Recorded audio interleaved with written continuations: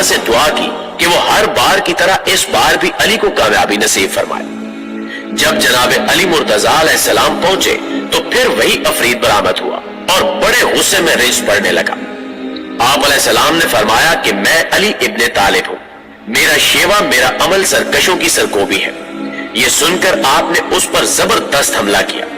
آپ نے وار خالی دے کر اسے ذوالفقار سے 2 ٹکڑے کر ڈالا۔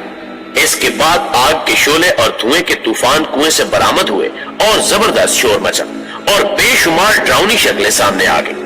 حضرت علی نے چند آیتیں پڑھی جس کے بعد آگ بجھنے لگی اور دھواں ہوا میں تحلیل ہونے لگا۔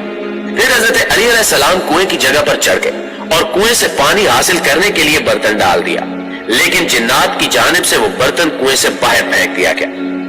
حضرت علی علیہ السلام نے رجز پڑھا اور کہا کہ مقابلے کے لیے آ جاؤ۔ یہ سن کر ایک اور خوفناک عفریت برآمد ہوا